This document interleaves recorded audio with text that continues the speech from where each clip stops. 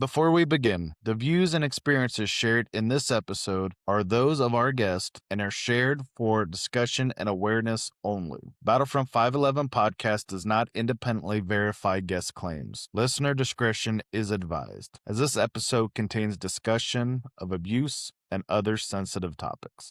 Hello, Battlefront fans. This is your host, Caleb. Alongside me is my co-host, Missy. Hello. And today we interviewed Amanda. Amanda, her handle on TikTok is at a golden way.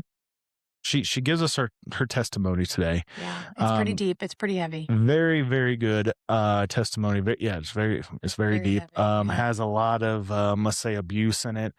So I guess we should probably give a little bit of a viewer discretion. Yeah. On this one as well. I was just scrolling through TikTok and it popped up, and she had some advice on narcissism, and which is crazy because our last episode was on narcissism, which that was not meant to happen, but she wanted to just share her testimony. So this is the first time that she's ever shared her testimony. And it makes you understand why she's growing so much on TikTok, because she has so much wisdom on abusive behavior and narcissism. And so if there's anybody that's dealing with any of that and, any situation, it might be good to listen to get some understanding, and that people can come out on the other end. So again, her handle is at a golden way. We will put that in the description below. Again, our link tree will be down there as well. If you guys want to give, this month we are giving to missions. So anything that is given through the cup of coffee will go to missions. And again, any other donations that we get, we will be putting toward newer equipment just to make this podcast a little bit better too. So hopefully you guys enjoy this, and let's cue the music and let's get going.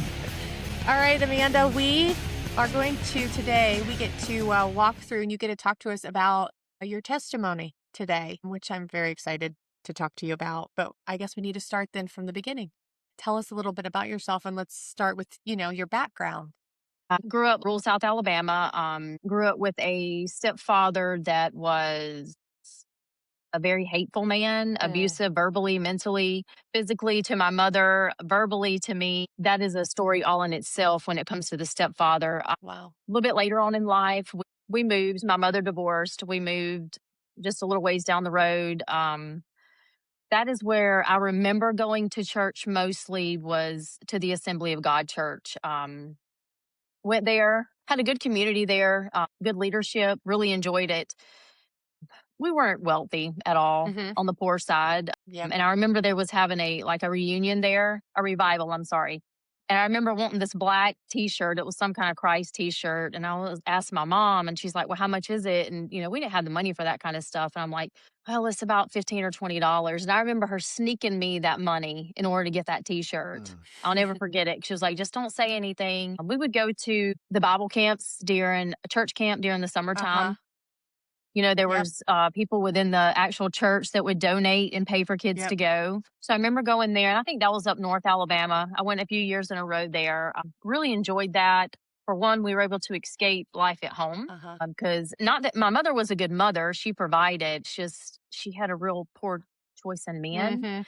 So at this point in my life, I believe Dan would have been there and was a great man until he got to drinking, and he would binge drink, and then he became verbally and physically abusive to my mother. He never abused any of the girls. I have two other sisters. We were fine. We just heard it, and when you're fighting a man to get off of your mother, it was wild. Yeah. It was a wild ride there for a while. So church was actually a place for us to escape. Do you feel like you believed in God with all the turmoil going on at home? Did you have a connection? Like, was there a relationship there, or were you just kind of going through the motions? Well, I would probably say I believe that I had a relationship. I would say it may be probably both. Going through the motions as well as the escape and a safe haven. So I would say, there was a relationship there. But I would say it was also an escape for us as well. So kind of both. Wow. So were you was your stepfather around your whole childhood, through up until high school, or no? No. David, which was my sister's dad, both of my sister's dad. He was there until I believe I was in like the 4th grade, because this is wild. We were actually going to move to South Carolina after my mother divorced him, and he set our car on fire the night before Oh my we were goodness. going to leave. Yeah, and burn our car to the ground. Wow. So I remember him being around from I would have been a toddler or maybe an infant. I don't recall. I just know I was real small when my mother met him. We lived to Texas, Florida, different places there with him. I remember coming home one night from the babysitter's house, and after my mother divorced him, there was a church just across the road from our home, Mhm. and he was there waiting for us to come home. So my mother was dating Dan at this point, and we pulled into park and go in. We always use the back door to go in, and David comes up, and needless to say, he was cussing, fussing, Mhm. fighting. And I remember my mother telling me to get out to go in the house, to call the police. And he come up to that car door and he said, "If you get out of that car, I'm going to kill your mother." And he kicked the door in on me. Wow. So that night, he actually chased Jack down the road with a knife. It was just a whole big ordeal. So Dan would have come along around the 4th grade after David was gone at some point. Man, already I can imagine the trauma that you're experiencing and witnessing, moving a I was lot. gonna say moving a lot, never really probably feeling That's stable. stable. Any That stable yeah. and stay, yeah. Yeah. Wow. Okay. So then, okay, 4th grade on, kind of walk us through that then. So 4th grade would have been when we moved. We ended up going to South Carolina. Obviously, it was delayed, but we moved to South Carolina. Dan moved first. We followed. So there was no church going up there because, like I said, we were not there long. This was where we lived with him. It just became so physically abusive from my mother that we befriended some people down the road. And Dan actually got up to go to work one morning, and my mother befriended the child's mother, and they snuck us out, got us on a Greyhound bus, and shipped us back home while he was gone. Oh. So we were able to escape them because the abuse had got so bad there in South Carolina. Wow. And I'm assuming you moved to South Carolina because you were probably following the new stepfather. That's right. Yep. Yeah. Dan would have been his. Yeah. Man. Wow. So what happened when you're So back then? with what? What happens then? You're back home. You've snuck back. You're back in Alabama. So we go to the grandparents' house, which is part of the trauma-based childhood. Oh my.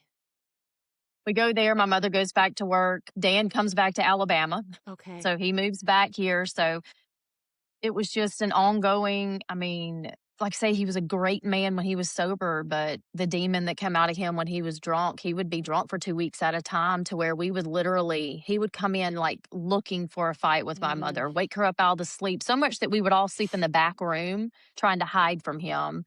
And we would actually move his vehicle because he had a stander. You could push those out of the way just in order to escape him sometimes, because we knew that he was going to physically assault my mother that night.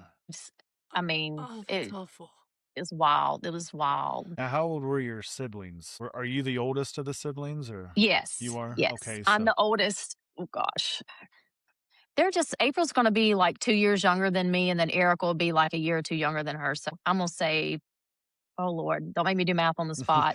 38. I don't know.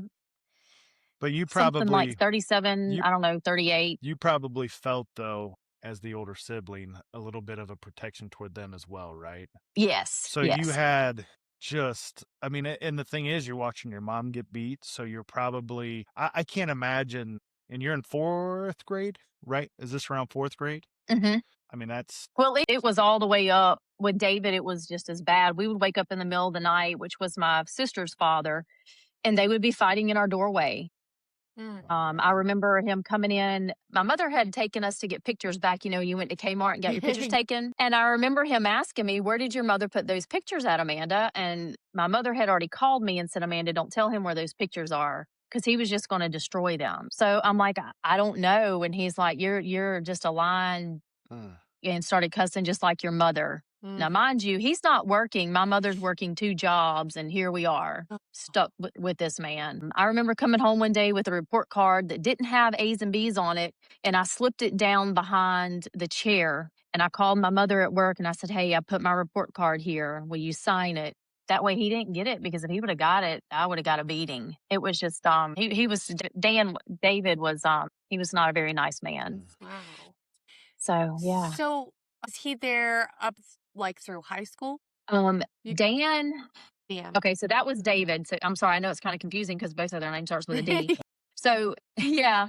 So starting around fourth grade, Dan was up until I almost started high school. He actually died of a massive heart attack just before I started the ninth grade. So Do you think that was because of all the drinking? Do they? I would assume so. He was an unhealthy man, and like I say, I don't know exactly the details, but And Wow. probably an I ugly I would soul assume. too. I mean, if you're Yeah. doing that to people. So you said that some of your trauma came back when you moved in with your grandparents, Yeah. correct? Oh yeah. Do you want to share that? So it was my mother's mother. Um, And she was just, to me, she was just a mean, mean, mean woman. Now, she took care of us while my mother worked, so I credit for that. But I remember as a child, when I turned 11, I knew I could stay at home and babysit my sisters. And I remember looking forward to that so bad because I just hated being around her. So she was married to a guy that actually assaulted one of my cousins. I remember a lot about that because I remember him kind of playing around with us in a way that was almost weird, Mhm. but he never assaulted me that I can recall. But yeah, Wow. Which that was a wild ride which too. I mean, I don't know. And saying what you're saying then, I mean, I don't know what your mom's life was growing up with your grandma then, but probably maybe the reason why she then turned to the men who were, Hmm. the way they were. And then, I, yep. oh, that's, Yeah, she was abused as a child too by her mother's husband. Yeah. She's Mm. deaf in one ear because of one, oh my because she would goodness. take the beatings for her sister. Oh my gosh. And David was so bad that I remember when he would be on it, we would be driving down the road and he would be trying to push my mother out of the car driving down the road. And I remember several times, different episodes of him saying, "When I come back, I'm going to kill every one of you." And he was taking us to his mother's house. So Did you, we were young kids. I mean, I can't imagine, like, were you fearful at night or to sleep? Well, and that's what I was gonna kind of ask too. What was your life, even as you got older? Were you anxious a lot? Was there always anxiety? It seemed like in your life. Yes, but I wouldn't have known what it was at the time. Right. Yeah. In survival mode, now that I've educated myself a lot more on that, I'm like, well, that's what that was, you Yeah. That's know? exactly, yeah. So yeah, Yeah. That's yep. something I'm learning Um, too. Like that's the anxiety part of stuff it's just stuff that's happened to you throughout life. But until you educate yourself, like Yeah.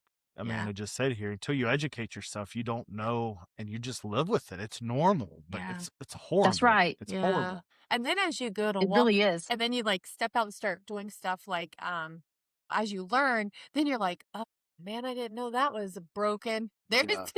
Yeah. Mhm. there's another Yep. one. Yeah, like I mean, I don't Yep. know, like you find those other pieces along the way that God starts to show you and like, you're like, oh, man. But okay, so walk us through like okay, so high school then. You said that Dan had passed away. Hmm. Are you Dan still passed at away. this point living with your grandparents in high No, school? no, no. We shortly after we came back from South Carolina, my mother would have got her own place. So Okay. once we were there, we would have been back home, like Okay. in our own home. Okay. Okay. So my mother worked, I don't think she worked two jobs at this point, but she would work nights sometimes up until like 9 o'clock at night. So we go, high school's going good. I meet my son's father, Chris, and at 15 years old, I'm walking the halls pregnant. Okay. Um, um, So you were 15.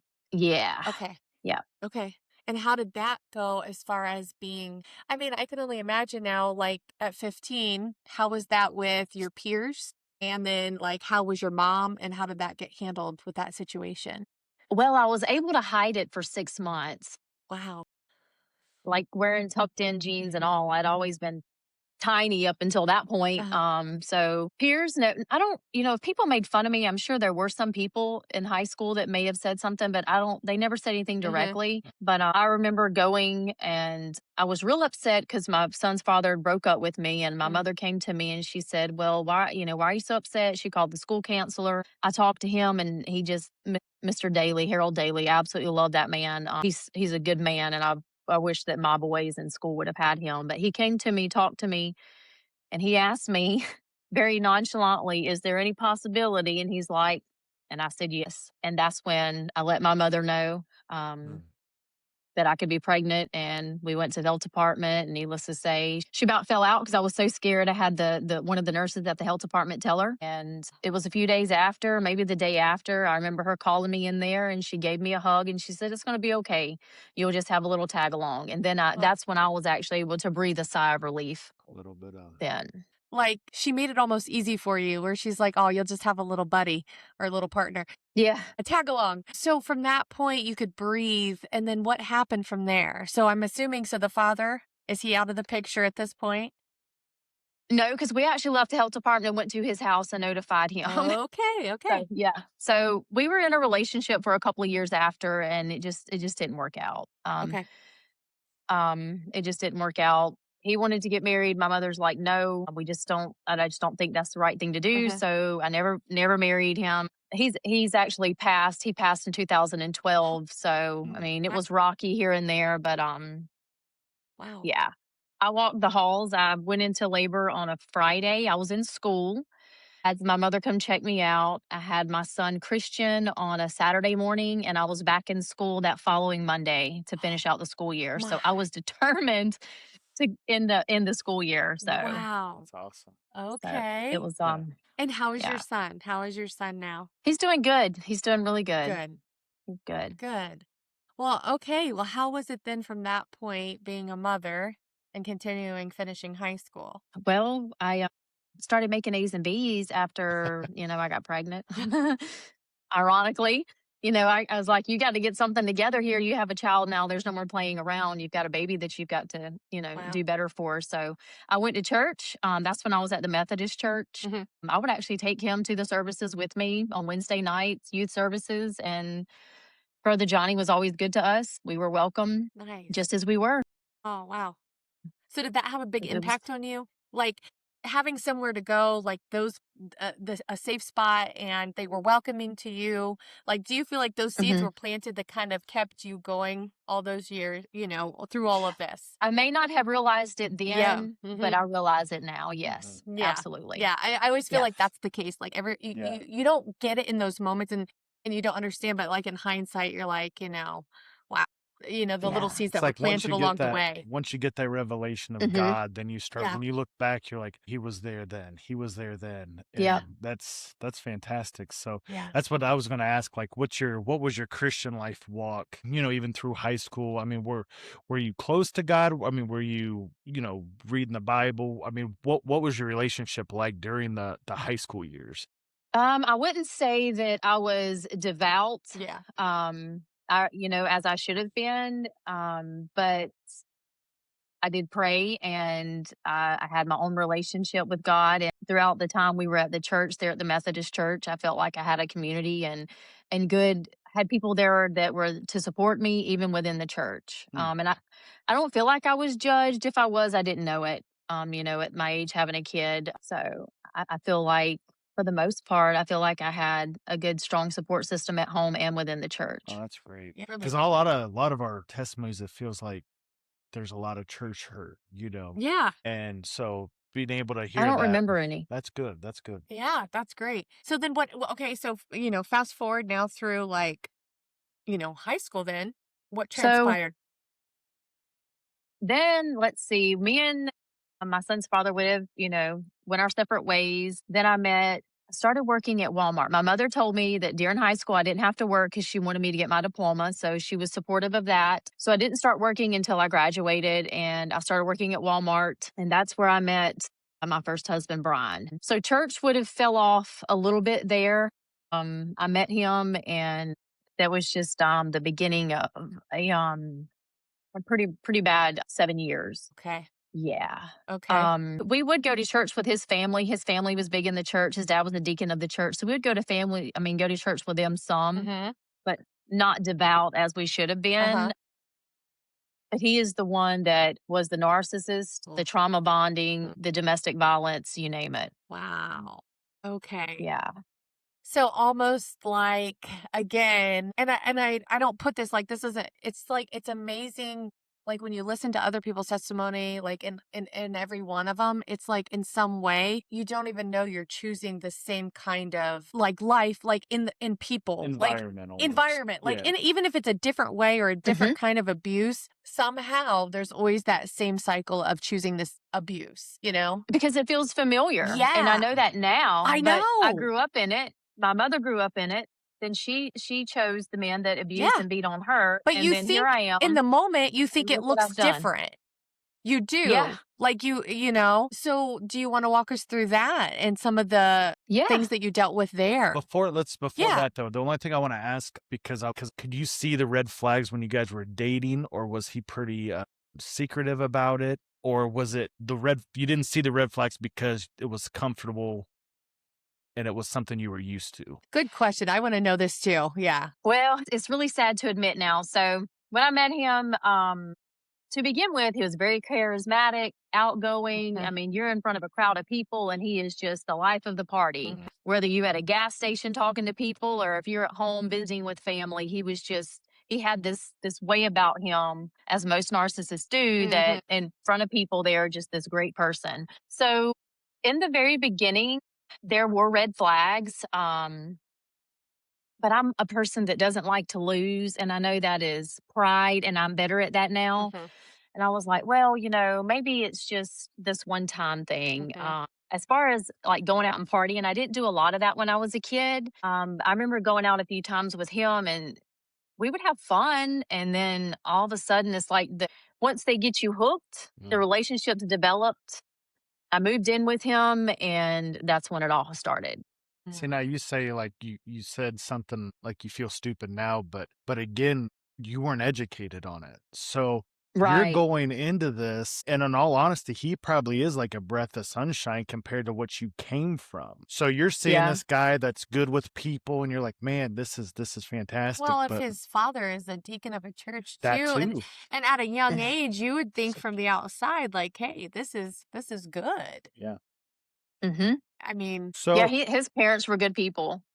So let's real quick again, and then we'll go into the marriage, okay? Because this is a good kind of Yeah. what would you say right now? Let's say there is a young 17, 16-year-old girl or boy out there. Like, what are some maybe just quick dating advice that if you had to just give like a quick 1 minute, hey, here's a spiel for you. What would it be? As far as like a red flag or just Like maybe red flags, because like we said here, we see looking back now, here's this guy, he's good at talking, he's doing this, and you fell for that. Like, so, this is, I think nowadays dating is even harder than it was 10 years ago. yeah, I agree. It is, and I feel like there's a lot more, maybe not necessarily narcissism, but a lot more selfishness. oh, definitely. A lot of Mhm. self. So Yeah. yeah, I mean, just maybe just give somebody a quick word of advice, maybe what to look out for with someone. What I would say is your gut knows before your mind does. And in this whole situation, when it come to Brian and me, when I was in the relationship with him and married to him, my gut told me that intuition is on point. God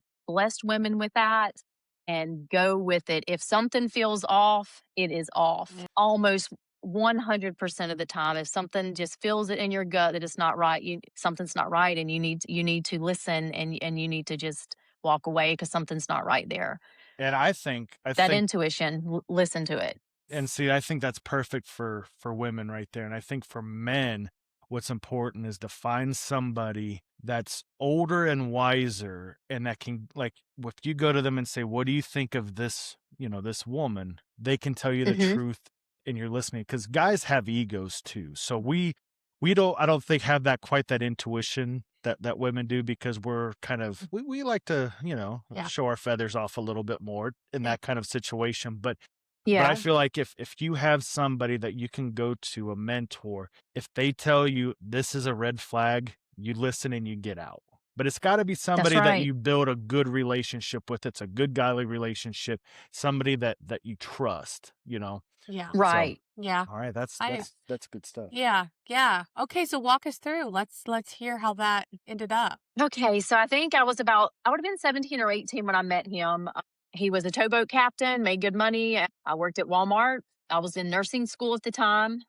Well, I didn't quite make it into the nursing program. Not at that point. I was still doing my basic prereqs. So I start getting lazy, don't go to school, end up having to do withdrawals and retake a couple classes, hanging out with him. He had 2 kids from a previous marriage, and then I had my son Christian. And needless to say, some point along there, I married him.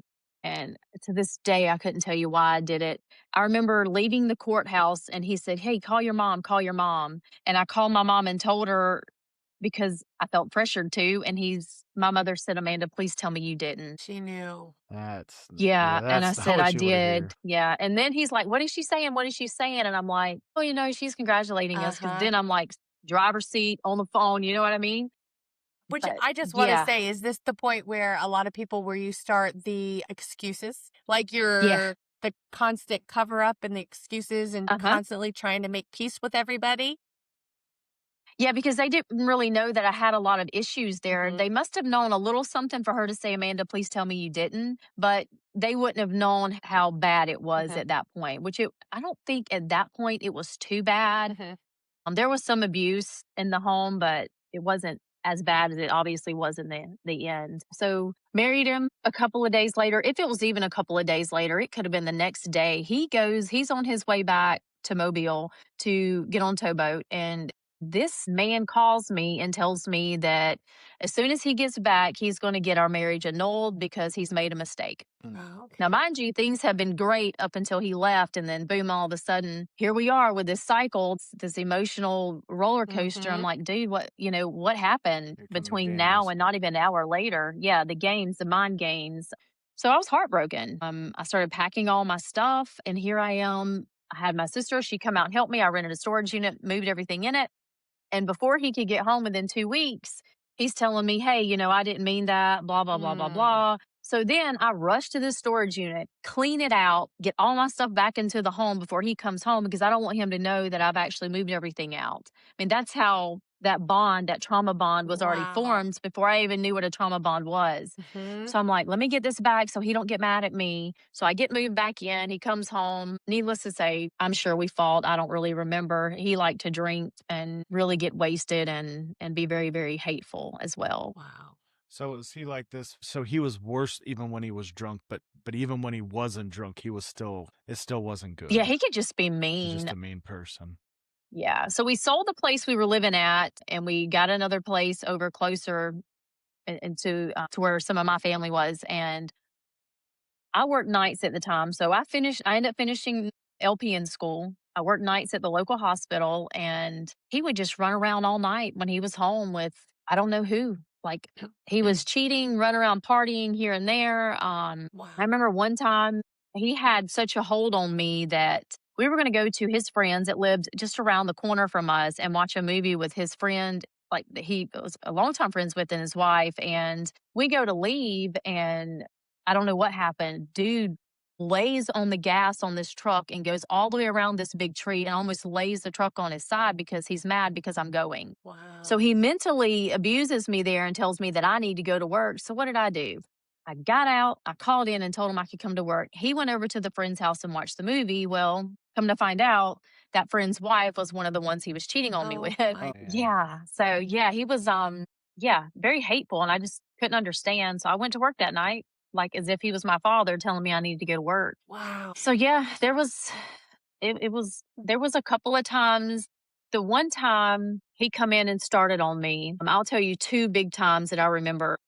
Well, there's actually 3. My son was obviously living with us and he started on me and he wanted to, start beating on me. I'm like, "Look, if you'll just let me get mine and my son's stuff and we'll leave for the night. We'll just leave." Well, he wouldn't let us leave. Mm. So I had my cell phone and I was able to dial my mother's phone number and I dropped the phone. Prayed to God that she would pick up the phone and hear it because he was actively beating me at this Oh point. my goodness. So I dropped the phone, covered it up so he couldn't see it. So a few minutes later, my mother comes barreling through the door and he had me pinned down on the love seat, just beating on me. And I told my son, go to his bedroom and just wait there until this is over. So Wow. yeah, my mother came through. She rescued us that night. And then there was another night he came in. I was actually cooking dinner. Christian would have been in his room. He comes in and he just starts. I want to say there would have been some extra like controlled substances on board because you don't just flip like that for no Mhm. reason, you know. And I almost wonder if he was doing cocaine along with the drinking. I'm not sure. But this particular night, he just got on me. Then I remember him throwing me down the couch, you know, beating on me, telling me whatever, putting my son over the top of me, saying, you know, why I'm doing this to your mother or something like that. And I have my phone in my hand. I have a sweater thrown over it, trying to dial 911. Needless to say, he gets off of us and lets us. I finally get Christian out the door. I won't go out the door until I get my son out the door. So finally, he goes out the door, and I go out behind him, and we take off running because he took my car keys and just threw them out in the nights, and I couldn't find them. Oh my gosh. So we run out the door, and there's a bend just before you get to our house, and we got in the road, and we ran down the road, and just as we're going around that bend, I hear him crank the truck up. So he was coming after us, and he had a pistol in the truck. And I said, Christian, we got to get in the ditch. And when we hit that ditch, I'm going to tell you what, I didn't realize that ditch was so deep. We just slid straight down. Like I had rash all down my leg from just going down the ditch. And just across from where we were at was a cemetery. So I hear him come. He goes, and we're down far enough that his headlights go right over our heads. Wow. Praise God, he didn't find Yeah. us. So I'm on the phone with 911. They're coming, and they're like, I see the officer pass by once he goes back home. And this is how I almost want to say demonic he was. On the phone with the dispatcher, she's like, "All right, ma'am, the police officer's at your house. You can come on out." I said, "I've watched plenty of Lifetime movies. I will not come out until I know he is locked up in the back of that car. I've seen too much true crime to know that it don't always end well doing that." So she flipped over and come back. She said, "He's got him in the back of the car." As I'm walking past this cop car, once I come out, this sick man looks at me and kisses at me. My gosh. So that is demonic if I've ever seen anything. That is not normal. Because he just knows So needless he's to say, torturing you. Wow. yeah, yeah, yeah. So I move out, and I guess I didn't have enough. A few days later, he gets out of jail. I go back. Oh my goodness. Yeah, But and I can imagine the way he has mentally abused you on top of physical abuse. And just coming from your background, in my mind, even when you're talking, I keep thinking about like how unworthy he's making you feel. Like you don't even deserve to go to the friend's house. Obviously, he's sleeping with the girl, but Right. like the way he does it, he manipulates you to make you feel bad about Like you're yourself. guilty. You're the one who's You're the guilty one for who not is working that guilty. night. Yes. Like that's right. that's why I see like, okay, you go back to him because what was going through your mind? What did make you, like looking back in hindsight, what I made was trying to make him happy. still at that point you think you were just still trying to make him happy because you didn't feel worthy? Like it was about, Yeah, wow, okay. I was completely broken at that point. Yeah, I can see why. So one of the last times that the real bad beating that I took from him, I was on the phone with my sister, and he pulls up so fast in the driveway that he almost hits the house. And I told my sister, if you have not heard from me in 30 minutes, I need you to come looking for me, because I knew. This guy gets out of the truck, drags me in the house by the head of my hair. And needless to say, he beat me all throughout that house. I almost got out the back door one time. Anyways, the washer and dryer, I got beat all up on that. I remember one point we were at the fireplace, and he had a rope chain on, and I ended up breaking that rope chain fighting back, and he's down on top of me just hitting me or whatever, and he took that rope chain and he hit me with it like a belt. And when I tell you, I had a mark straight through here from a rope chain all the way from how he hit me so hard with that. So he took the phone from me when he got me in the house, and he hid it. So I get up and I'm trying to get out again, and he goes down the hallway, I guess realizing I don't know what he's doing, and I make it. We had a deadbolt or a regular lock on the door, and I made it to it. And when I tell you, I go running down the steps, he came out that front door on top of me. That's how quick he was on me. And he tried and tried to drag me back into the house. And I'm like hollering, and we're in a rural area, but there's like a few houses around. And of course, nobody heard me. Ugh. But he tried to drag me back in the house. And I knew if I went back in that house, I wasn't going to survive it. I just knew in my heart. So I fought and fought and fought. And I literally, from the ground, him dragging me all down one side of my leg, I had like road rash, is what it looked like from where him just dragging me. So, needless to say, I guess he snapped out of it and he left. So I get in my car and I'm able to leave at that point. Whoa. So yeah. Was that it? No, I think I took a couple more.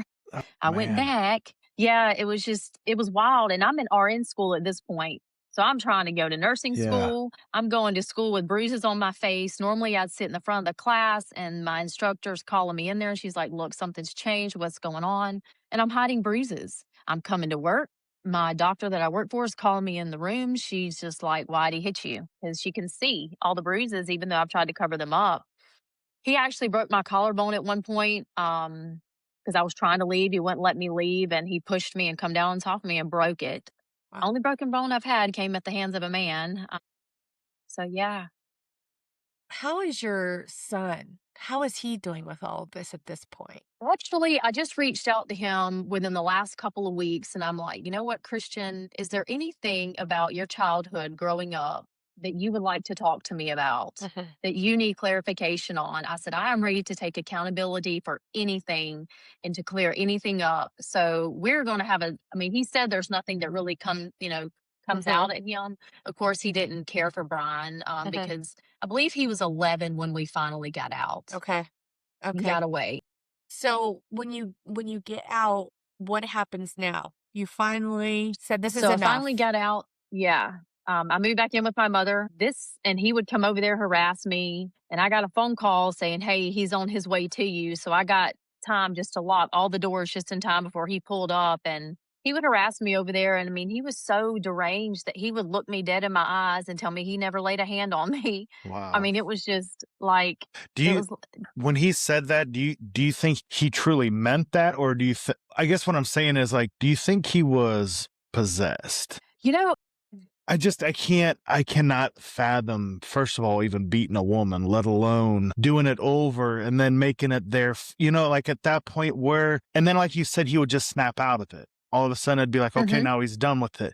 And this isn't giving him an excuse. I don't want it to sound like an excuse. I'm honestly curious, was he maybe possessed? It makes me wonder. It really does. It makes me wonder because things like that are so irrational that you can't rationalize them. So it would have to be something like that. You just don't go around just beating on people like that and get sexual gratification from it. He even forced himself on me one time right after I came home from clinicals with the flu. He got mad because I came home. I'd stopped to get medicine on my way home. And needless to say, he beat me because I was at home sick with clinicals. And then he raped me. And right after he beat me, I'm like, who can do that? Wow. How can you do that? To me, that there's got to be some kind of demon. I can't. I don't even know if the human body. I don't know. That's not my expertise there, so I better not say anything. Yeah. But I just feel like there had to have been. Just listening to this whole story. Oh, there's definitely dark There's influence. something. Absolutely. For someone to be that irrational. And I even question, which I know you know a lot about this. And we had someone too that I made the statement coming about narcissists. I feel like everything really is a spiritual warfare. And it comes down to good and evil. I feel like I agree. Narcissism is demonic. It is. And that I wholeheartedly believe that. Okay, so and maybe we'll get into that here after we finish your story, but I feel like the root of it is open doors to, pride, and it's demonic, and I just think that ultimately that's what everything boils down to. Well, severe insecurity. That was another thing. There's so much because you're so focused on yourself. But that's to like the ultimate, which I know that you know a lot about this. So I don't know. Well, I guess we could get into that, but if you want here, okay. So what was this? What was this? Was it just so much that you finally was like, I'm done? You moved in with your mom. Like, I can't imagine he handled that well. He didn't. He harassed me for a while afterwards. And how long did that go on for? It went on until I actually started dating someone else when he finally left me alone. Oh, I'm surprised. I'm yeah. surprised he didn't like harass the person you were dating. But I'll tell you this, Yeah. if a man is beating a woman, he's beating them because it makes him feel powerful. So once there's another man in the picture, now he's scared. You know what I mean? Now it's like, well, now I might find somebody that's going to match me, and then he's going to get the crap beat out of him too. So I'm just saying that might be part of it. Well, so you started dating somebody else. Yes. Okay. Where do we go from here? So I started dating this guy. He was a little bit older than me. He was a good man. I ended up moving in with him. I don't remember how long after. My son, I think until my son graduated high school, and our marriage fell apart. It just didn't go well at the very end. He wasn't abusive. It just was a mismatch. Yeah. In the end, it just was a mismatch. Well, I can probably, with all the things that I would assume you're unraveling and the things that you're even dealing with, from all of the trauma that you've gone through. And even at this point, where did you had started self-healing? Like, where did God come in at this? So you're still dealing with all that. And then it's like, I can get that for sure. Yeah. So you're just trying to get through the day still. Yeah. Okay. So that one fell apart. And then what do we do? So I moved out. I bought me a house. We have a son. I have another son named Aiden. Good kid. He just turned 15 on the 17th. Okay. So Awesome. Pretty good kid. So we share him. He's a good dad to him. He supports him. Awesome. So I moved out. I did end up finishing nursing school when I was married to Brian, by the way. I was able to finish nursing school. So I mean, I'm impressed. I'm impressed with the ability and the strength to get through all that with everything that you're dealing with and being a mom. And I don't mean this to sound bad, but it's like your childhood was so rough, but that's what gets you through the nursing school. It's like, even though you had that trauma and it was bad, I wouldn't wish that on anybody, but that's what keeps you going to get through that nursing school, even when you're dealing with this other stuff, because that was normal to you. You just keep fighting through it. Yeah. I remember a nurse practitioner that I used to work with. I'm actually at my office now. He looked at me and he said, Amanda, he said, why are you putting up with that? Why would you put up with that? And then he said, whenever I talked to him, I said, look, I'm working on it. And he was like, well, if your mother put up with it, that's why you're putting up with it. And I'm like, bingo, it's familiar. Yeah. Wow. But at that moment though, was that almost like, or did you already know that then when he said that to you? I was in a part of my life there where I was really I just remember saying I'm working on it. So I may have realized it. But I'm not so sure I did, to be honest with you. I think I was still a little too immature at that point. Yeah. So when you get divorced or, the second marriage had kind of fallen apart, you bought your own house. So were you independent for a while or? Yeah. Yep. And then raising two children. Yep. Well, Christian was pretty much grown at this point. Oh, yeah. He was in and out, so he would stay with me or his grandfather. But for the most part, two. And Aiden was kindergarten. Okay. So. And then is that then the part where you started like reflecting and things started to change? Like where were you at that point? At that point, I think I'm still just in survival mode. Yeah.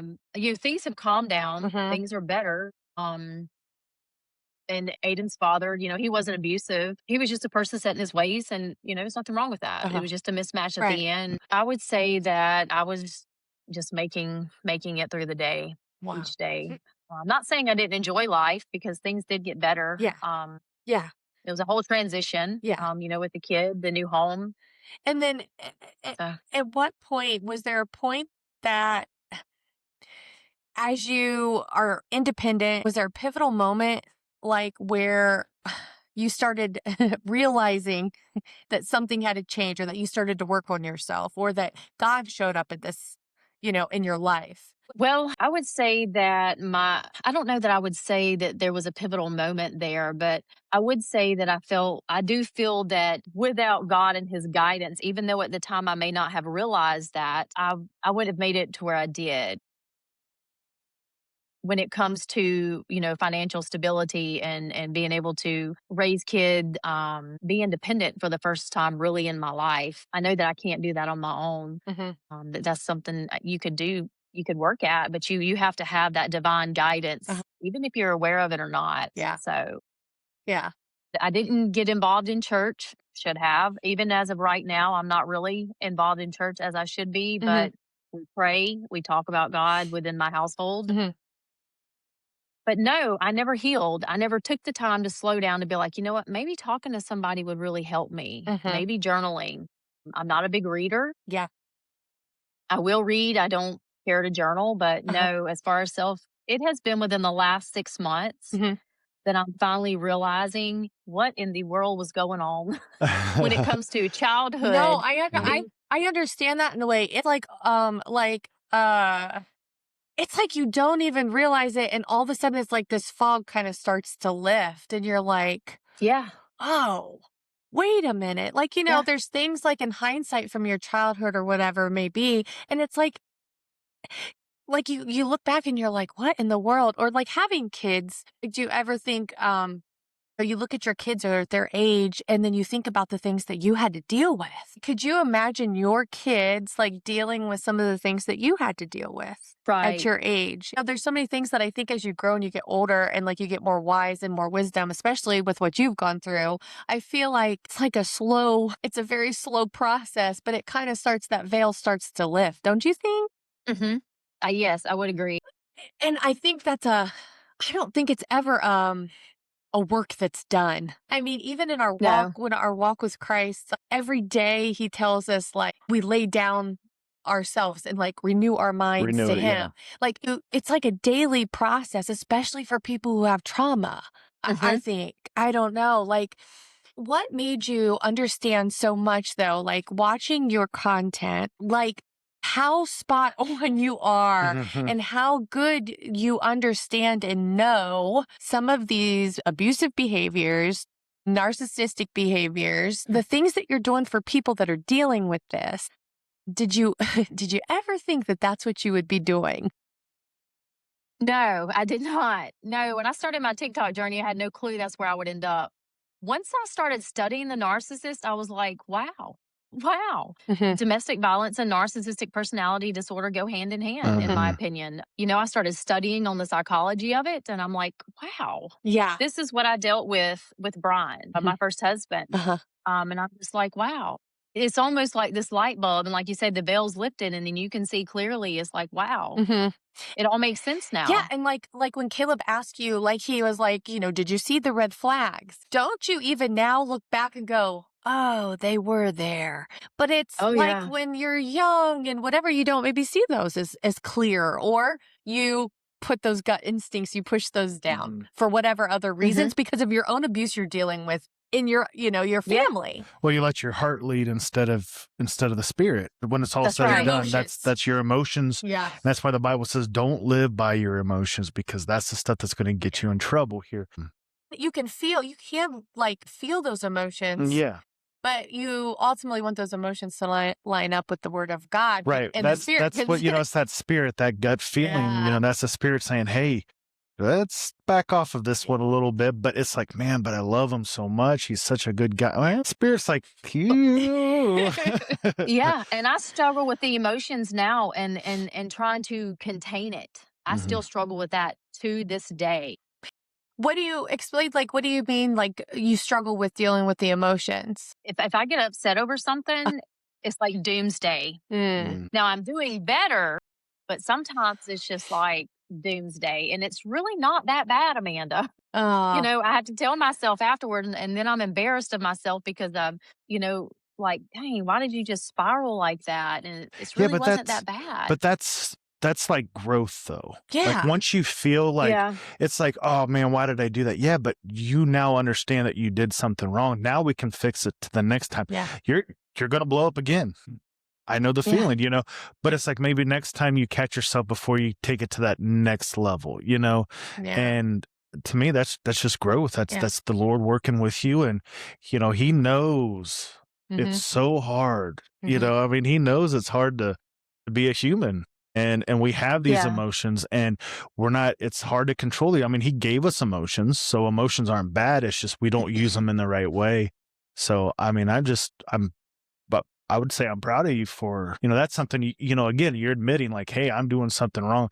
That's the number one thing a lot of people can't do, is just admit I'm doing something wrong. And that's why they can't grow from this. So, Yeah. True. Yeah. I mean, like, honestly, if you look at yourself 5 years ago or 6 years ago, I mean, you have to see how much you've grown and the things that have changed and what you've dealt with in your life, I would assume. I mean, or is that still a difficult thing for you? I would put money on it that I bet within the last year, you've probably seen a lot of growth. Yeah. I think so. I have remarried. I remarried in 2021. Okay. Found a family man. Okay. He's got a great mom and dad. Christ people, good family background. But there was some more trauma in my life. I got married September of 21. My mother had a stroke a few months prior. Oh. So, and then all of a sudden she went in for to the hospital for not an amputation, for like a Doppler. I can't even think of the name of it now. Anyway, ended up coming out with an amputated leg, completely unexpected. So yeah, all of that compounded. And then the next month, we had already had plans to go to Tennessee. We got married there, had a ceremony. So then we have all this with my mother. I come back and it's a roller coaster. It's been a roller coaster ride since then, because even now with my mom, and as of a hard worker as she used to be, she's just not the same person anymore. Well, I can imagine Mhm. because of her health, and I can imagine what she's dealt with her whole life. No, that's right. And so there was all of that. So we deal with it. And when it comes to communication, I'm doing better within my marriage. We do good. And JB is a great communicator. Mhm. And I'm just one that sometimes I have to sit on it for a day to really process what you're asking me, so I don't just, be defensive every time. Yeah. And I find myself on the defense too much, and that's not healthy. I'm finding myself more and more each day learning to properly communicate. But again, And that's that growth. is a big, I mean, that is. it's Because I'm a lot of 43. times, no, I understand, but a lot of times, you can correct me if I'm wrong, but like with a narcissist and growing up with the trauma, I've seen a lot of them where they are avoidance. Yes. And so they don't want to communicate, or they get defensive because they've dealt with those things. I mean, is that what you... Oh, yeah, they're going to avoid it, and they're going to gaslight you 100% of the time, and they're going to slowly flip it around on you. Like one time when I was married to Brian, he had went off on the boat, and I don't know where he was at this particular time, but I remember going through a suitcase to wash the clothes, and I found this list. And the names on this list, you can imagine what the names were. And when I tell, this young girl, or the advice of the intuition, go with it, because the names on that list lined up with my intuition every single time. But wow. But do you never felt like even with your marriage now, or, not to get personal, but like with all the trauma though, you don't want to avoid the communication or just get defensive? Like, does it make the person that had all the trauma and that was married to the narcissistic person, does it make you... I've seen where and again, that's why I could be wrong about this.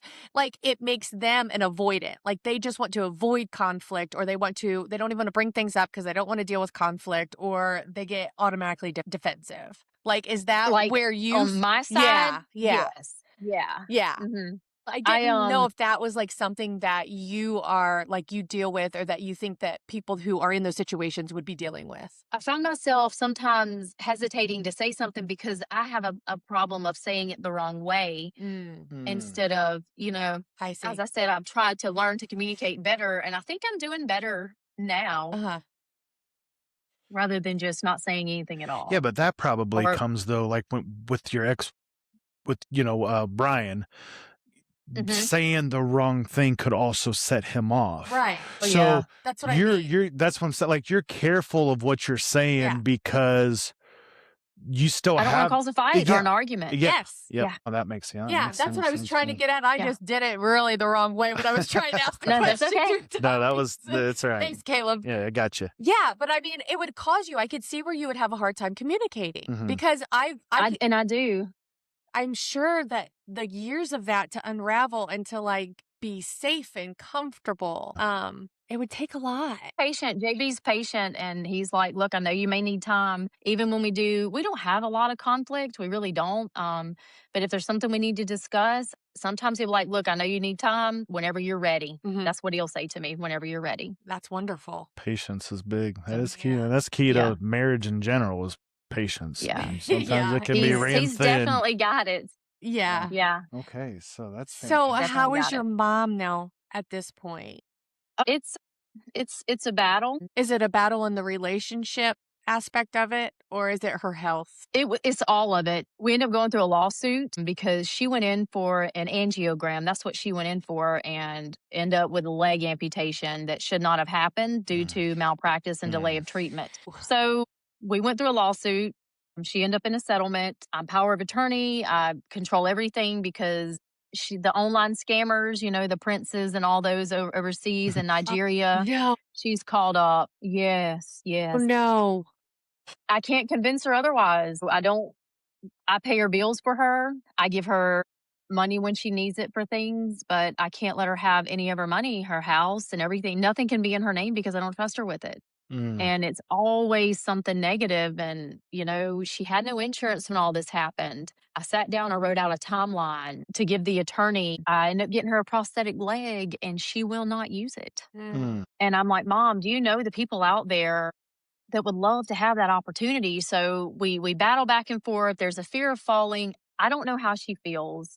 I have no idea how she feels, but I'm looking at things and I'm like, it's poor decisions that she made when it comes to a spouse that now she's relying on her children to take care of her in this situation. And that may sound very selfish of me and ugly, but I don't mean it in that way. It's just like, It's the I got truth. married in 21 and it's been, when I tell you, I get up waiting for the next slap in the face from over at my mother. Now I have withdrew myself a lot because I have to self-preserve at some point. I love her and I'm there for her and I will be there. But if every little thing that she wants to complain about, she'll call the police at the drop of a hat. One of these guys was supposed to come see her and she called 3 different police stations within a couple of counties to report that someone had got him from Pensacola, Florida airport, and she hadn't seen or heard from him since because he scammed her. And I'm like, Mother, what are you doing? So family tension has not left because now we have that with her, and that goes back for like 5 or 6 years, but I can't convince her otherwise. So I'm like, you know what?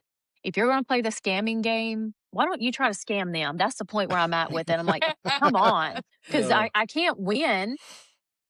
So where are your sisters? Are they involved? Yeah. And my sister April is back and forth with her. My son actually lives over there with her, and he's the scapegoat for the verbal abuse. Can't do nothing right because she'll get upset with somebody on that phone. And we'll get together as of right now for holidays, but it's really stressful. Yeah. And it shouldn't be that way. It It shouldn't be shouldn't. that way. It shouldn't. I can feel the stress in you that you've taken everything on. I'll give you my own experience. I just want to say, I'm so impressed with you. Definitely. I think you need to continue with what you're doing because I don't think you realize the impact you can have on people by using and being vulnerable for what you've gone through and how it could help someone else. The other thing, I don't want to sound like I know everything. We are both sitting here doing this, stepping out in complete faith because God has just shown me and done so much in my life through things, through the trauma. When you see how good He is and what He can do and change in your life and the people around you, it's the whole reason I don't deserve it and I felt so unworthy for so many years. I feel God calling me. Yes. I feel it. And it's I really do. I know He's bigger than all of the trauma. You know what I mean? Mhm. He's bigger than all of it. It doesn't Yeah. it's nothing to him when we put our focus on him and magnify him, all the other stuff he will heal, you know? He heals the Mhm. brokenhearted. And then Yeah. he can use that healing in us and you to go and help heal others. And Yeah. I just think that your story can impact so many people, Well, especially thank you. surrendering yourself to him and letting him lead you and remembering that the burden is not on you. He tells us to cast our cares upon him because we aren't to carry those burdens. We weren't meant for it. Our bodies weren't meant to carry those. And, my husband tells me, he says, lean not to your own understanding. Amen. Yes. That's one of his favorite, and he'll tell me that. And I have to remember that because I'll get so caught up, like, why am I being punished? Why is all Yep. this on me? I look at my family dynamics and I'm like, I know a lot of people come from dysfunctional families. Not everybody's blessed with a great family. And I'll say things like, in my next life, I hope that I have a good family. And I don't mean that. Obviously, I don't believe in reincarnation, but I'm like, man, I Yeah. look at these people in these big family photos and these beautiful gatherings, and I'm like, Yeah. I know. I'm hoping Yeah. one of us don't, fight today. Mhm. Yeah. I know. Mhm. Peace is fantastic, you Yeah. know? That's right. I know. But see, now then you break those chains. And that's all Yeah. I can think of now is you break those chains Yeah. so that there is that for your children and for Mhm. That's what I'm for hopeful your for. Yes. moving on and that you can grow older and have, that peace that only God can give you through what you've dealt with. I mean, that's the Mhm. truth. And again, the stuff you're doing right now on TikTok, I mean, you even see that with your following. That was one thing I went and I'd look through the comments of just people and what they were saying, and it was like, you're helping so many people, just let God continue to do that for you. I'm very happy for you. I am, and Thank you. I hope you do keep growing. So you're dealing with your mom's health and your marriage now. So as of today, where do you stand? And like, how is your relationship with Christ? What are you hoping for right now going forward? Well, I pray that for my mother's health and that Yeah. we can just somehow find some kind of family dynamics that work and Mhm. not go over and just have to push through things. I'll be honest with you, this may sound completely way out there, but I've actually thought about looking for like a pastor to come into the home and just pray over my whole family as a Yeah. whole. Like, is there some kind of generational curse on us? Is there something like this going on that causes all this dysfunction? Because we have my mother's mother who was with an abuser who allowed the abuse to my mother and her sister, and then allowed the abuse to actually a young cousin of mine. And then you have my mother, she grew up with the same type men, not necessarily sexually abusing us, but, we would be around the physical abuse and hear it, you know what I mean? The verbal abuse, emotional abuse. And then I grow up and I marry somebody who physically assaults me, is verbally abusive to me. And my sisters, same thing. And I got to talking to one of my sisters. I'm like, we are like this because it's familiar to us. It feels like home. In the mind, it feels like home. And when you find someone safe, it's foreign. And the brain's like, no, no, no, no. That's not familiar, so it's not safe. I just was blessed with the husband that I have now and moving forward that hopefully we can come to some kind of peace and work through all these problems together and still be a somewhat functional family and not so dysfunctional. Well, I think that God is bigger than all of that. Yeah. And I think that Yeah. that is if you continue to seek him, that he will open those doors and give you wisdom for that. I do. And I think that God can. I mean, like we were talking about earlier, like I know like there's the cycles like of abuse and it's like that generational thing, but it's like the Hmm. generational curse, the generational abuse, abuse. It's like learned behavior or, generational curse, as they say. But I feel like sometimes, like the spiritual warfare in that is like we just have to Hmm. surrender. Like it's like complete surrender when we surrender to Christ and we realize that He paid it all on the cross for us. And finding Yes. out what your true That's identity it. is in Christ. That was That where I was was going with that. because, Yeah. like, for me, again, I mean, I've been a Christian, I could basically say my whole life, but I didn't understand my identity until here recently. Mm-hmm. And that changes the revelation of everything. And I don't necessarily believe in generational curses, but I think there's tendencies. And I think that's what it is you grew up in that. So again, you're doing familiar things. Those doors are open. They're right there. They're open for and you. So, you know, and then you step through them, and then because it's familiar. Yeah, and that's what I think. That's where Christ is the one that can shut those doors. But I think a lot, and I think a lot of Christians struggle with this because he's like, well, why didn't he close these doors? Because he still needs you to basically say, Christ, close the doors. You know what I mean? So, and like you said, like sometimes it takes a time for you to see what you even need to, you know, it's like sometimes people, I think there's different situations, you know, where you hear like, you know, I was instantly changed. Right. And then there's other times where it's slow. I think it's your heart posture when you don't know any of this stuff and you're learning like all your stuff that you're learning about like the psychological part and the narcissism. Mhm. It's like all of a sudden you're like, oh, wait a minute. It's the same thing, I think, when we figure out who we are in Christ and what he's given to us. That veil starts to lift and it changes the way you even behave and the way you see things and your emotions. And like you can do that and it can spread through your whole family, you know? I mean, that's just something that we've seen in our own lives. Right. Yeah. That, you know, we hope that other people would see. And we're not trying to preach to you here. No, that's not. We're No, that's not you're at all. You're good. Okay, so I just wanted to make sure of that too. You know, it's like, no, listen to we're learning as we are. We're learning too, and like we're just trying to constantly have a closer walk, and it's just been kind of exciting talking to different people and talking to people like you. Yeah. You can not necessarily the greatest to hear the trauma stories, you know, it doesn't, but it again, it's like that somehow it does encourage you. It's like, man, you've gone through this stuff and look where you're at now. Look at where you had come from. Yeah. And God was with you that whole time. Yeah. You might not have seen it, but he was was right by your side. Yeah. He's seen it. And it's not like God was like, yeah, I'm allowing this to happen. No, it was like, you know, he was right there. He was with you. I just think that there's so much that God is calling you for. That's what I think. Yeah. I think so too. You know, I've had some people just be completely ugly to me on there, and I just put God bless you on there. Amen. There you go. There's just no sense in being ugly. I had this one tell me, you know, you should not be helping people because you're still, you know, healing. You don't get to tell me that. Well, you don't get to tell me that. You don't have to be perfect to go tell your story. No. And to tell the things that you have learned, because you don't know what that's going to do for somebody. We are never going to be perfect, ever. Not just that, you're going to help somebody because you had went through something, and now that drives. Nobody knows what you've went through and what you truly have walked through. So the fact that you're even putting yourself out there to me is a big thing.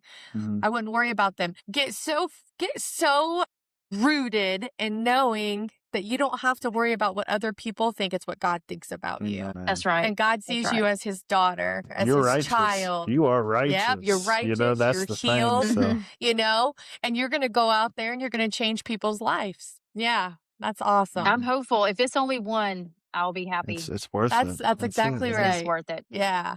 Yeah.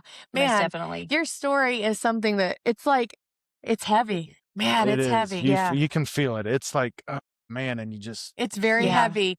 I am thankful that you are able to sit here and talk to us about it. Yeah. I don't wear dresses.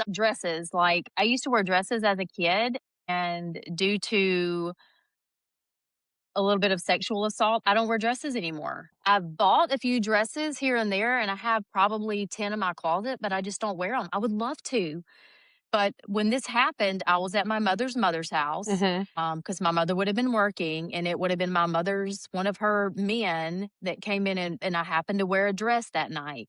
And I remember my mother saying, my girls would never wear dresses again. We had to go back. So she knew what happened. I told her. And then later on in life, you know, not too much longer, but there was a friend of the family. I stayed over at their house, and they had 3 little boys and good friends of the family. That's why my kids don't stay with just anybody.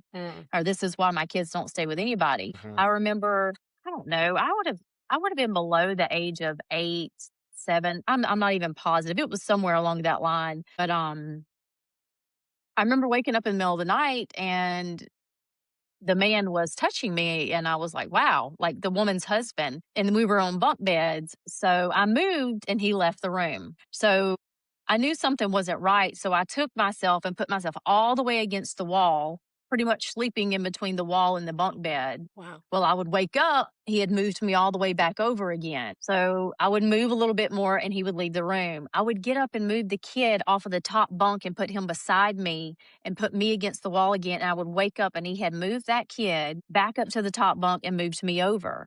I never told my mother about this. I did tell my Aunt Barbara, and my Aunt Barbara told my mother years later after I heard him actually sexually assaulting another child. And they're like, I just don't believe Dwayne would do that. And I looked at my aunt and I said, I do. And she said, why? And I told her. And she said, you didn't tell your mom. I said, well, I told her about the first one and I had to go back to that house. So I just didn't tell her about the second one. So I never told my mother what happened. I never stayed there again, but I never told my mother what happened that night. And now I'm like, why didn't I? You know? Probably because you had major It's- trust issues because you Yeah. never felt it was safe to say anything to anybody. Yeah, I mean, I didn't wear dresses was the answer. I'm pretty sure my mother's mother, maybe that man left for a little while, but he came back. Oh. I'm almost certain. But yeah, it's little things like, oh, that's a pretty dress. Well, I don't wear dresses much, you know. Yeah. There's some I have wore dresses here and there throughout my life, but I don't wear dresses often because of that. So you need to, wow, there's so many little things in life Yeah. that you have that you need just healing from to be free, to be free, Yeah, to be free. And, yeah, I agree. and not let people get in and hurt you and judge you, you know, for things that they say and they don't even know your story. Yeah, that's right. And no, when it comes to my mother, I believe she done the best that she could. We always had the necessities, whatever we needed. And I mean, she had to work. She had 3 girls. Oh, man. Do you feel like now, in hindsight, later in life, that because you were such in fight or flight, I'm assuming, this is my assumption, through those younger years, through even your young years in your first marriage, do you feel like now that you're in a marriage where you can take a breath with everything that's going on in your life? And I don't mean this to sound like negative by any means, but now that those issues are arising in hindsight that you're seeing with your mom, Mhm. like now, you know, you didn't even realize it because your mom was there in moments, but it was very dysfunctional and very Yeah. abusive. So now, is it a struggle for you because you're almost a little bit more angry at this point? Because now it's like you have a breath to sit and be like, why do I have to deal with this still? I don't find myself angry with it because I Uh-huh. think that I just learned to push it away Okay. and just go on in that survival fight or flight mode. Sometimes I do get angry, but I don't necessarily ever really bring it up to her about my Mhm. childhood. Mhm. I just don't, because I'll be honest with you, I don't feel like I'll ever get the answers. Mhm. And I don't want to shame her because Right. at the same time, I do feel like she tried to do the best that she could Right. at that time. And, you know, a lot of times back then, when things like that went on in the family, it wasn't spoken of. Right. You know, Mhm. you didn't Yep. talk about it. Like her mother, I remember when this happened to my cousin who was in the first grade, like her husband assaulted my cousin, sexually assaulted her. And I remember my mother's mother, we were sitting in the house afterwards and talking about it. And I remember this woman looking at me and saying, well, as old as she is, it's a wonder he didn't try to mess with her. And I think back on that, I'm like, why would you say that? Jeez. Why would you have even said that? Right. And obviously that stood out to me. If she was in the first grade, I would have probably been in the third, fourth grade. Why would you say something like that? My gosh. Were you that callous to that type of behavior that Well, that you didn't That's think exactly it would? what I was going to say. that's what I was Yeah. thinking too. I'm like, and that's probably why all this stuff continued to just Yeah. keep going on and on, Yeah. because you didn't have Yeah. anybody stand up for the kid. That, you know, the kids are, It's like you Ugh. were, I don't know. It's like you were in such fight or flight, but you were independent. You were, what's the word I'm looking for? Neglected in a way. Because, I mean, she did take care of you and she protected you, but like Right. she was busy working and then there was all these other factors in there and you were just like surviving. I Yeah. mean, True survival mode. I This mean, really was true yeah. survival mode. Like you just, I'm just so impressed with the things and the way that God has held your hand and kept you and that you are functioning today. Yeah. And I mean, I say So- that as kind of joking, but I'm not. I Yeah, mean, right. I just know that I have to go on. I have to push through. You can either take it and go with it Uh-huh. and build off of it and live, or you can take it and let it consume you and completely eat you like a cancer. And I chose to not let it eat me like a cancer. That's right. I went to school. I finished my LPN, my RN. I got my bachelor's. You cannot let those things consume you. You have to decide for yourself. This is what I want. Mhm. This is what I don't want. Yes. And I made the choice, but you can't instill that in people, No. even, in daily work, and you either have it or you don't. And I wanted better. I wanted better. So Which in hindsight, do you think that there's little pieces there and seeds that where God is kept you, like, and kept you for that reason that you either have it or you don't, but it's like his hand was on you through this and he's still continuing to work on you and use you? well, I feel like he's put me in a place to where, like, I read something recently that said, why don't I have a person I can't remember the exact saying, like they have a person. I'm like, well, God put you as that You're person that for person. all of them. I Mhm. am that person. Mhm. And I'm like, man, it would be nice to have that person for me. But I'm like, that's when I realized, like, you are that person Yeah. for your whole family. So you found a way, you pushed through, and you decided you wanted better, and you're it. Yeah. And the thing is, It's on you. you wanting better also, and again, I don't mean this to sound bad, but it took your eyes off yourself because you're trying to make a better life for your family, right? And that's God there too. Like, it's like, this is what's going to help you heal. Like, at least it's a start of it, it is. Oh man, Yeah. I do see a lot of God in this story. I do. I think and it's a going to be a process that I think we're going to hear a lot more from, and I would I love do to talk to you again in a year from now, Absolutely. even Oh yeah, to for hear. sure. I want to hear what's going on here. So, Amanda, if you had any advice for anyone who's struggling, who's going through an abusive relationship, that their heart's crying or whatever it may be, that maybe when you were in that place that you wish someone would have spoke to you, what would it be? The thing is you can talk all day long, Mhm. but until they are ready, they're not going to make a move. But when you are ready to make that move, you make those moves in silence. You develop a plan. If you have to walk away with $0, walk away with $0. If you have to be homeless, a homeless shelter, a woman's shelter, leave, because it would never get better. Brian's dad actually told me, he said, if you do not leave, this man actually was at the house a couple of times, and Brian actually lashed out at me and didn't jump on me, but kicked the door out of my car, you name it. And we left that day. And he said, Amanda, if you will leave him, I will pay you so much money a month, because if you don't leave, he is going to kill you. Wow, from his Own father. parent. So, and I actually hid out at his parents' house one time when he beat me so bad I couldn't go into my family because I had bruises all over my face, and I didn't want to hear it from him. So I hid out at his parents' house for a whole weekend. My niece actually was in the hospital that weekend, and I didn't go see her, and my sister knew something was wrong, but I couldn't tell her what. So make baby steps, make those plans. And when you're able to leave, leave. Do not ignore it. My main thing is, and that intuition tells you is 100% on. It always has been for me. Okay. Go with that intuition, make plans in silence. And it's hard to even find people to trust these days, because I found that one of my good friends, she was actually running back and telling him things. And she was one of the ones that he actually had an affair with. So I'm like, dang, he knew all this stuff because I was telling her and she was doing this, and I confided in her. And that's just betrayal. And That's even more yeah. trauma. That is just When you so just much feel like you have stuff. nobody. I know. Yeah. And then the Yeah. people that you do trust are the ones that are Yeah. I'm real standoffish now. And that's why I tell you guys I'm like really introverted now, because I don't trust people like I should. Because you've been hurt so know? much. Yeah. I will trust a stranger before I trust most anybody that I know, outside of, Yeah. some Yeah. family. But yeah, I'll, like you guys, I could talk to you guys more than I could, somebody I went to school with. It's wild, but it's true. Then I had another good friend of mine who I actually looked at as a sister. She ran back and did the same thing. I'm like, what are you doing here? Like, my husband is my best friend. Good. I found a friendship in him, and I can truly say that our relationship, I have my best friend in my husband, and he is a family man, and he is all I need when it comes to the friendship and as far as the support system. It took me 3 times. Now I'm not proud of that, but he is my person. Yeah. Good. And I'm very thankful for that. And he is my best friend. I tell him anything.